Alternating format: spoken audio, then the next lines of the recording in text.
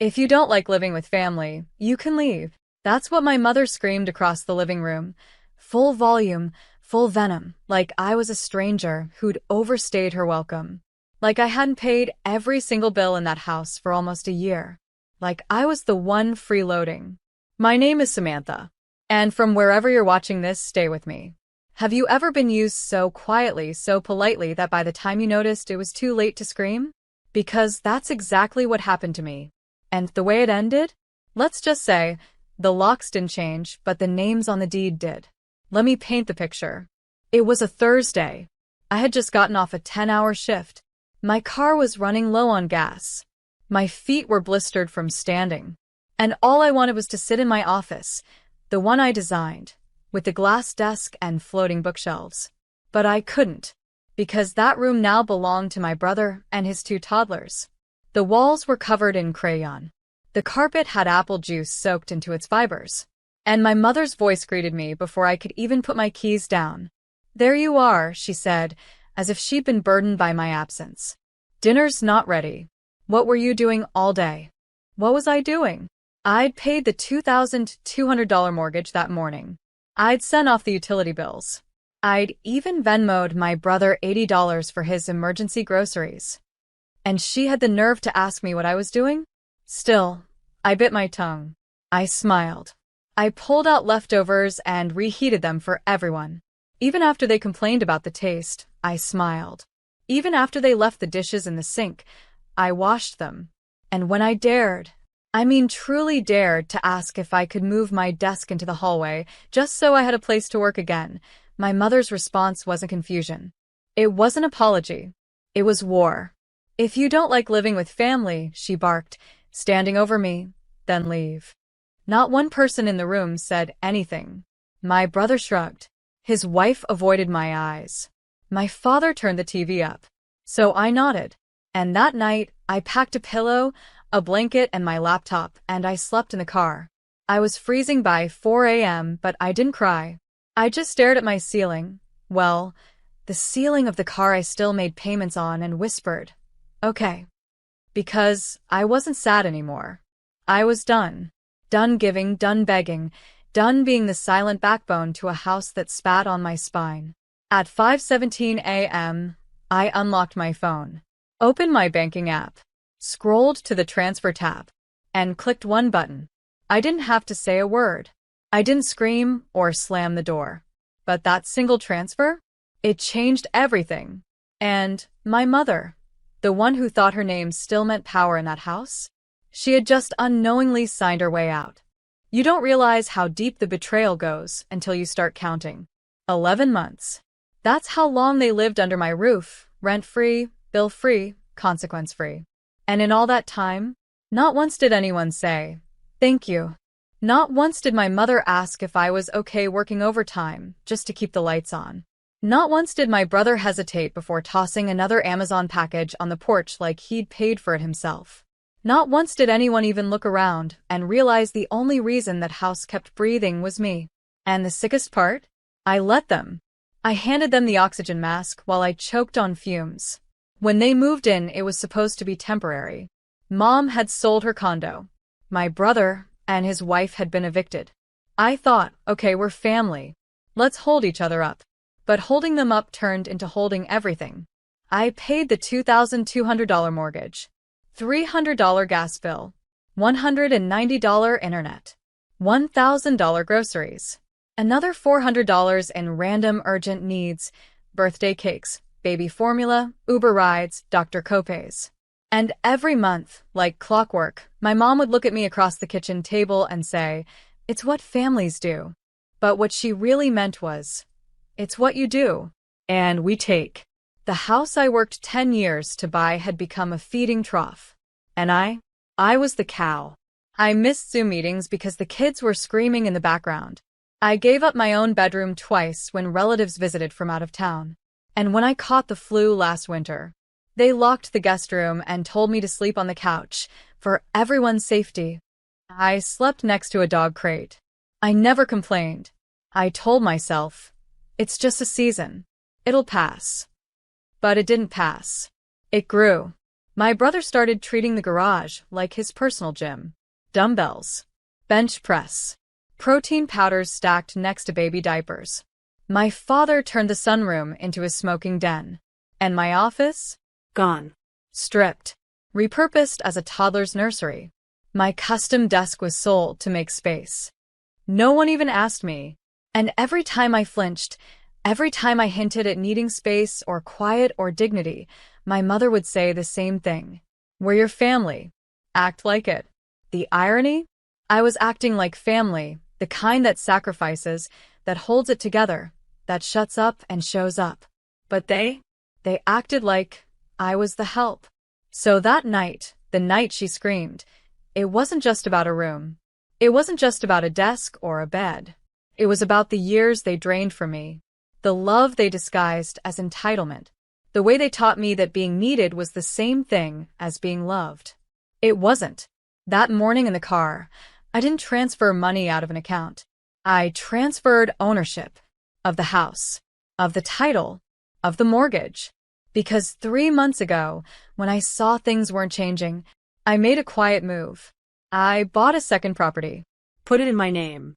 Transferred the utilities. Transferred my business license. Transferred everything. And at 5:17 a.m., I completed the final step. I listed the house for sale. She screamed, "If you don't like living with family, then leave." She had no idea she was the one being evicted. By noon that same day, the for sale sign was up.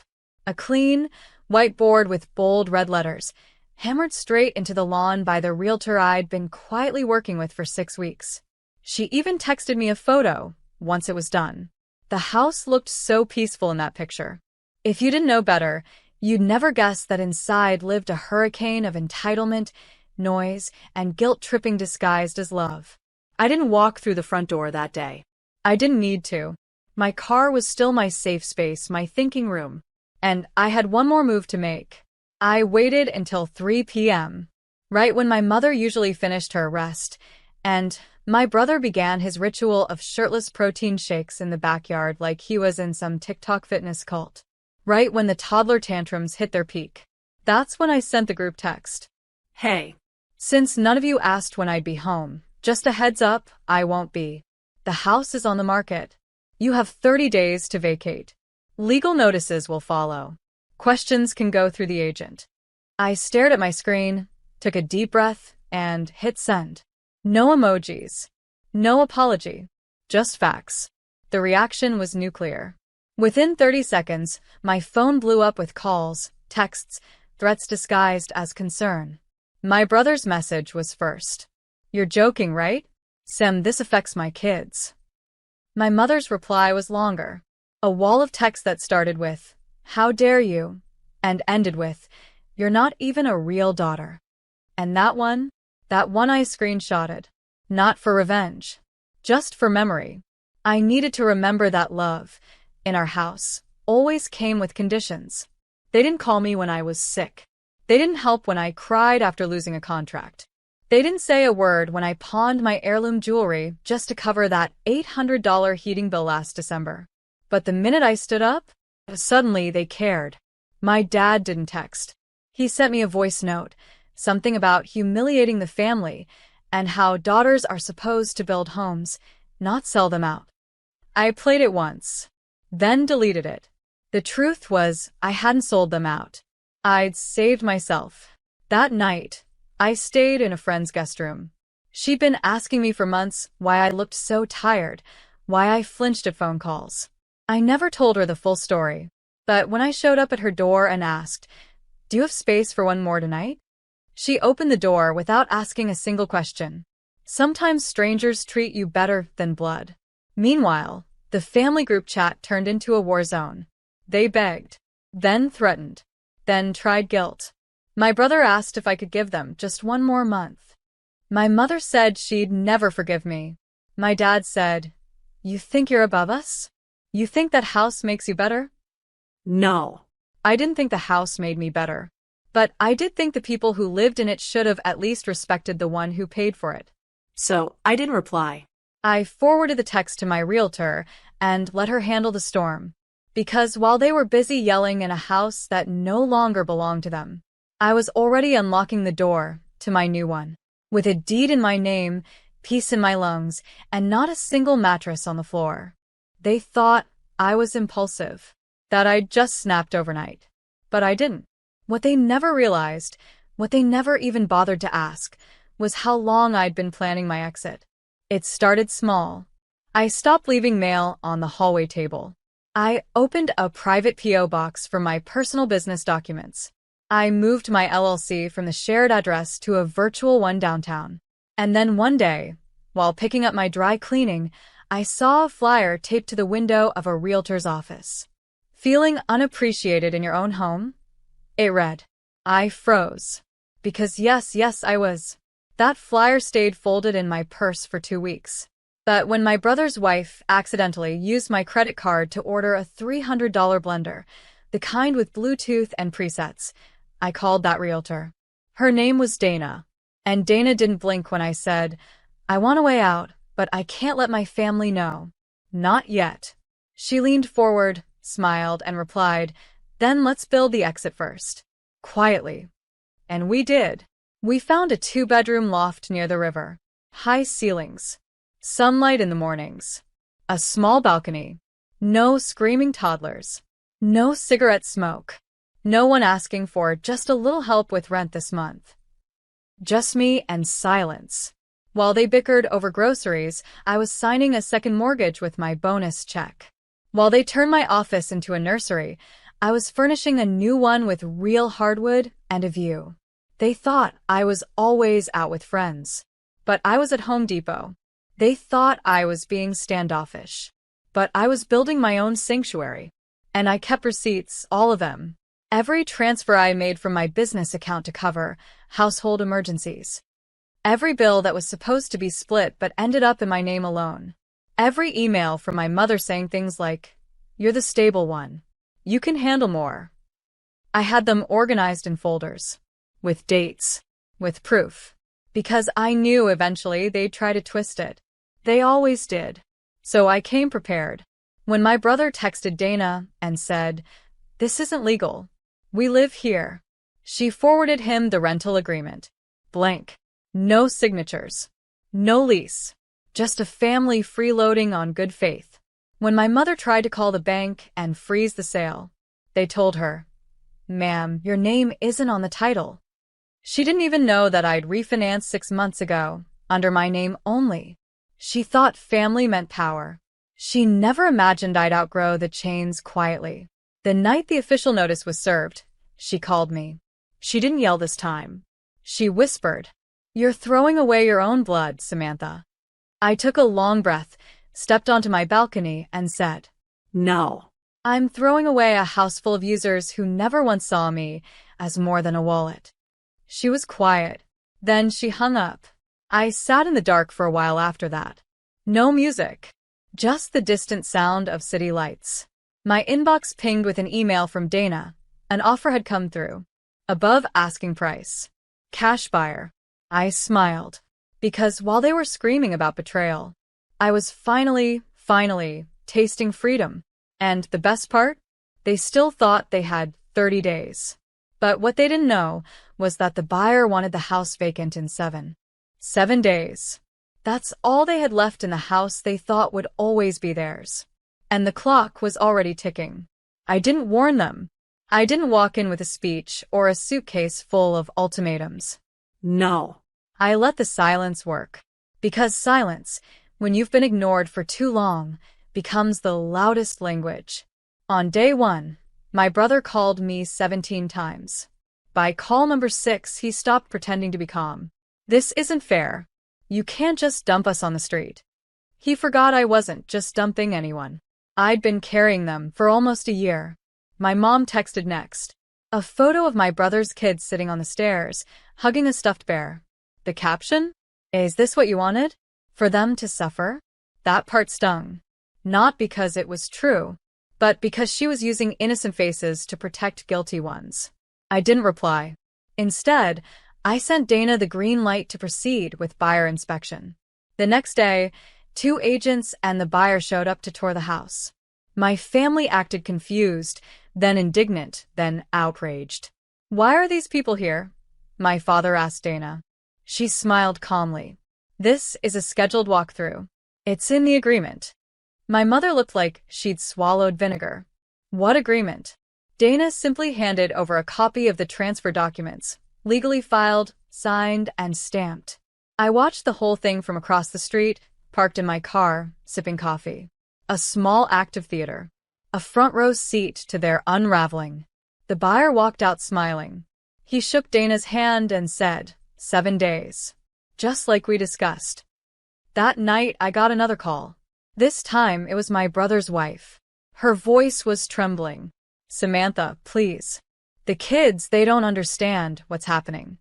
I could hear a baby crying in the background. "Just give us 2 more weeks. That's all I'm asking." I almost caved, but then I remembered the blender. The one she ordered on my card and laughed about, saying, "We'll just pretend it was a housewarming gift." That wasn't survival. That was entitlement. So I said, "I'm sorry. I really am. But this house isn't your home anymore. And I'm not your safety net." She hung up without a word. Day 4, the packing began.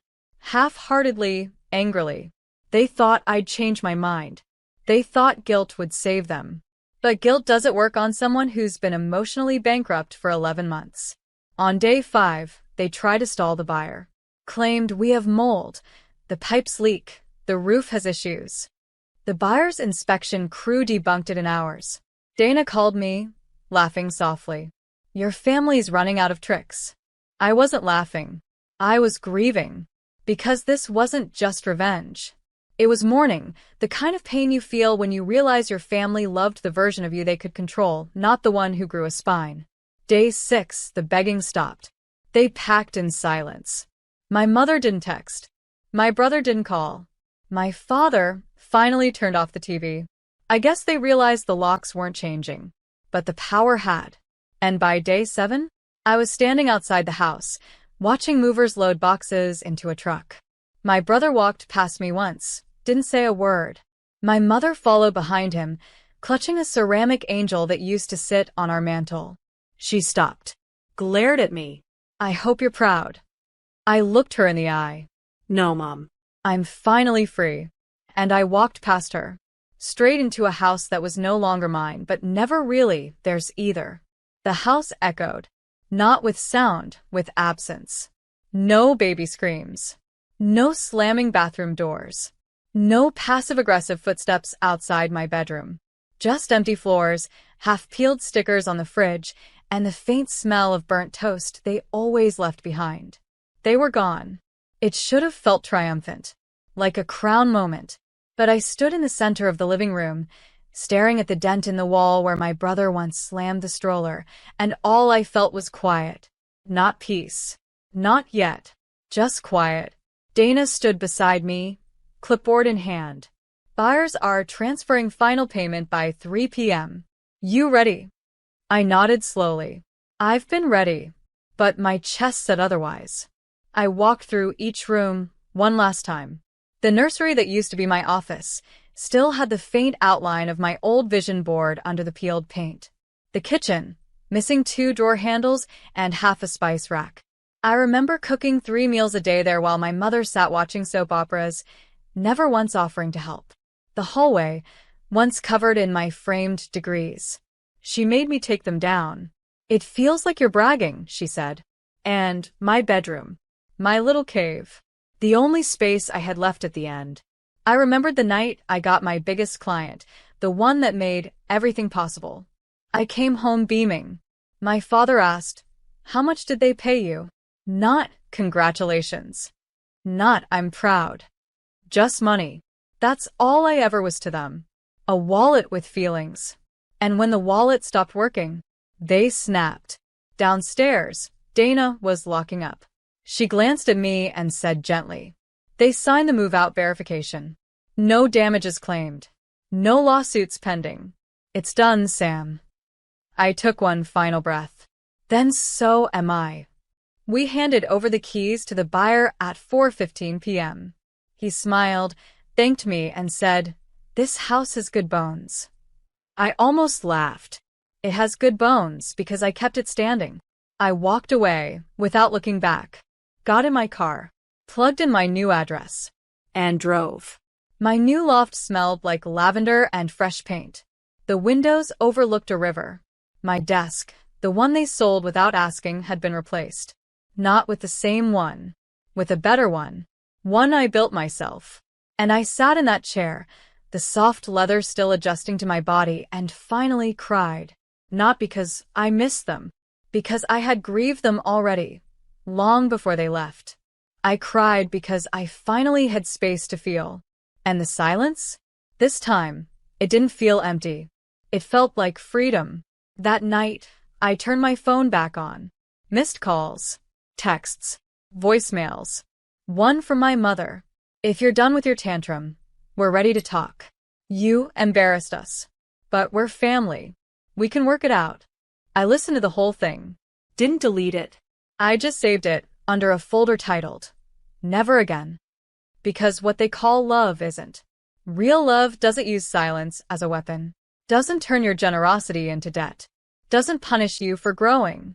So, I turned off the lights, sipped my tea, and whispered to the night air. You taught me to act like family. I finally did. I protected myself. 3 weeks later, I got a letter from my father. Handwritten. No return address. Just my name, in neat block letters, like I was some landlord collecting dues. Inside was a single page. The ink was smudged in places, not from tears, but from haste. Samantha, we raised you better than this. You don't abandon your people. You think money makes you powerful, but you've lost your soul. Family is about sacrifice. Your mother cries every night. You may have sold the house, but you've lost your home. Dad.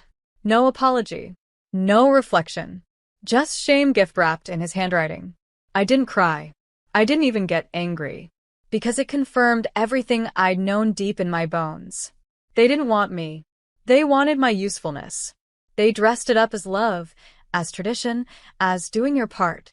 But the second I stopped giving, I became the villain in a story they wrote without me. I folded the letter neatly, placed it beside the photo I had framed on my new bookshelf, a younger version of me, holding the keys to that first house, smiling. That girl thought family would cheer when she built something. Instead, they moved in like termites. And when she finally stood up, they called it betrayal. I had nothing left to prove. But fate wasn't quite done. Because 2 weeks later, Dana called again. You sitting down? She asked. I'm always sitting now, I joked. It's kind of the point. Your buyer? He's flipping the house. Already has a new offer. I raised an eyebrow. Okay. It's your old boss. Silence. Elliot Kaufman, the CEO. He's moving in next month. Elliot Kaufman, the man who once said I was too soft-spoken to handle leadership, who refused my raise 3 years ago and told me, be grateful, you don't have kids or responsibilities like others. Now he was buying the house I held up with bruised hands and empty pockets. The poetic symmetry made me laugh out loud. I imagine him walking through the front door, still stained with crayon, sitting on the sofa my mom refused to vacuum, asking, what's that smell? And being told, baby formula and stale opinions. I didn't hate him. Not anymore. But it felt like the universe had a sense of humor. And I was finally in the audience, not the punchline. I thought about replying to my dad's letter. Thought about writing back. I didn't lose my home. I created one. And this time, no one's eating at my table unless they bring something too. But I didn't. Because they wouldn't understand. They didn't understand boundaries, only obedience. They didn't understand growth, only guilt. So I let them live with the silence, the same silence they gave me for years when I was drowning in bills, stress, and loneliness under the same roof they took for granted. And me? I planted a small herb garden on my balcony, hung soft curtains that danced in the breeze, adopted a cat named Ledger because keeping receipts was my specialty now. I lit a candle that night, sat beside my vision board, a new one, and wrote down one final affirmation. Just because they call it home doesn't mean it was ever safe. The fire was mine now, and I wasn't using it to warm anyone else's cold heart ever again. A month after the sale, I got one last message from my mother. No greeting. No explanation. Just 5 words. We're staying with Aunt Joyce. That was it. No, sorry. No, we were wrong. No, thank you for keeping us afloat when we had nothing. Just a logistical update. Like I was some distant landlord. A name on a document they no longer respected, but couldn't avoid. I stared at that message for a long time. And for the first time in over a year, maybe longer, I didn't feel anything. No rage. No grief. Not even relief. Just clarity. They never saw me. Not the version that bled for them quietly. Not the one that worked weekends and skipped vacations and made magic out of overdraft fees. To them, I was a function. A faucet that never ran dry. Until I did. And when I stopped pouring, they blamed the pipe. I remember once, when I was little, I dropped my ice cream cone on the pavement. I cried like the world ended. My mother knelt beside me, wiped my tears, and said, "Some things fall so better things can be held." Back then, I believed her. Now I realized, she only said that when her hands were full of something better. I sat in my loft that night, watching the city breathe beneath me. The moonlight poured through the glass, painting silver across my floor. Ledger, my cat, purred softly in my lap. The herb garden I planted had begun to bloom. Basil. Mint. A single tomato, vine climbing like it knew it belonged. I'd built something quiet, something sacred. And not once did I miss the chaos. My phone buzzed again, a forwarded email from Dana. The listing agent had closed a record deal on another house in the neighborhood. She wrote, "Looks like your sale set a new price ceiling. You changed the game." I smiled, not because of the money, but because I had changed something. I broke the cycle. I stopped performing love as servitude. Stopped mistaking shared blood for shared values. Stopped begging to be seen by people who only looked when they needed something. And now? Now I wrote stories again. Launched my small digital business, the one I put off for 2 years because family needed me more. I picked out furniture slowly, not based on sales, but on what felt like mine. I hosted 2 friends for dinner. We ate on the floor, laughing until midnight, drinking cheap wine from mugs. It was the best meal I'd had in years. Because no one asked me to clean up alone. No one left early without saying thanks. No one guilted me for smiling too much. As I washed dishes that night, I whispered to the silence, "You're not empty anymore." Because this time, the quiet wasn't the sound of suppression. It was the sound of boundaries breathing, of dignity returning home, of a woman who once gave her soul to a house that took and took, now giving only what she chose. And in that silence, I heard the truth. I didn't lose my family. They lost me.